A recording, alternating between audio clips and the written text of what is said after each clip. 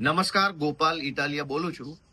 બોટાદ જિલ્લાના ગઢડા તાલુકાના સખપર ગામના આમ આદમી પાર્ટીમાંથી ચૂંટણી જીતેલા ભાઈ શ્રી પ્રવીણભાઈ મકવાણાને ભાજપના ગુંડા તત્વોએ બેરહેમીથી માર મારી અને એમને ગંભીર જીવલેણ હુમલો કર્યો છે.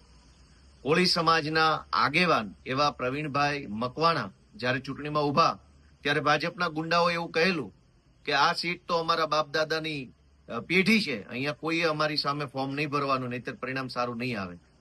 એટલે વર્ષોથી ગુંડા તત્વોએ તાલુકા પંચાયતની સીટ ઉપર પોતાના પરિવારની પેઢી હોય એવી રીતે કબજો જમાવ્યો હતો.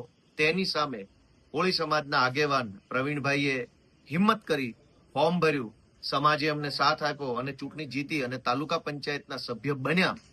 તો આજે એમની ઉપર આ ભાજપના ગુંડાઓએ જીવલેણ હુમલો કર્યો છે. એમના હાથ પગને પણ ખૂબ ગંભીર ઈજા પહોંચી છે, શરીરમાં અન્ય જગ્યાએ ગંભીર ઈજા પહોંચી છે. ત્યારે ગુજરાતભરની જનતાને એટલું જ કહેવાનું કે આ ગુંડાઓને આપણે ક્યાં સુધી સહન કરીશું.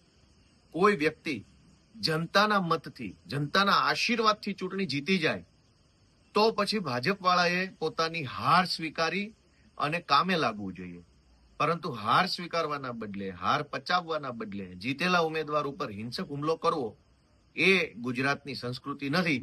આપણે આશા પણ શું રાખીએ આમાં ન્યાયની, કેમ કે જ્યારે ગુંડાઓના સરદાર જ તે મંત્રી સંત્રી બનીને બેઠા હોય અને મંત્રીઓના સંરક્ષણમાં, મંત્રીઓના છાંયડામાં, મંત્રીઓના સપોર્ટથી જ ગુંડાઓ નીચે બેફામ બન્યા હોય, ત્યારે ન્યાયની આશા માત્ર જનતાની અદાલત પાસે રહેશે.